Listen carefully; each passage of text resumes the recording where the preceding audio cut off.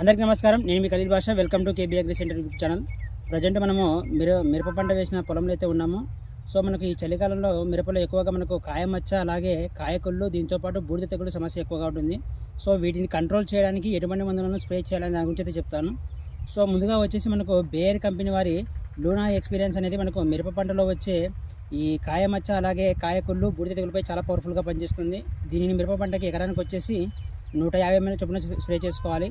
ఇక next month చూసుకున్నట్లయితే Adama company వారి జామీన్ అనమాట. ఇది కూడా మనకు మిరప పంటలో వచ్చే కాయమచ్చ కాయకుళ్ళు అలాగే బూడిద తెగులపై చాలా సమర్థవంతంగా అయితే పనిచేస్తుంది. దీనిని ఎకరకు వచ్చేసి 400 ml చొప్పున స్ప్రే చేసుకోవాలి. ఇక నెక్స్ట్ మందును చూసుకున్నట్లయితే మనకు సింజెంటా కంపెనీ వారి మిరావిస్ డూ అనమాట.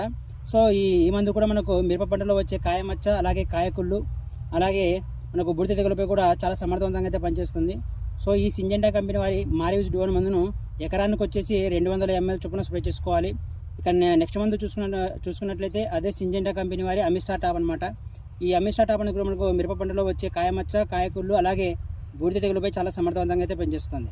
సో నేను చెప్పిన ఈ 4 మందులను మార్చి స్ప్రే చేసుకోవడం మనకు మిరప పంటలో వచ్చే కాయమచ్చ అలాగే కాయకుళ్ళు బూడిద తెగులపై చాలా వరకు అయితే కంట్రోల్ చేస్తుందన్నమాట.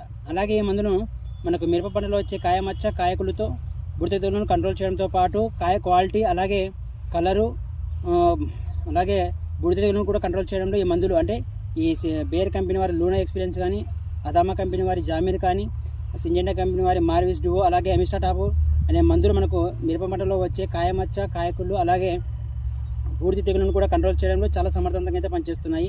అలాగే ఈ మందుల గురించి ఫుల్ ఇన్ఫర్మేషన్ కావాలంటే మన యూట్యూబ్ ఛానల్లో ఒక ఫుల్ వీడియో ఉంది, అక్కడికి వెళ్ళైతే చూడండి. అలాగే నా కేబీ అగ్రి సెంటర్ యూట్యూబ్ ఛానల్ను సబ్స్క్రైబ్ చేయవలసింది అయితే కోరుతున్నాను.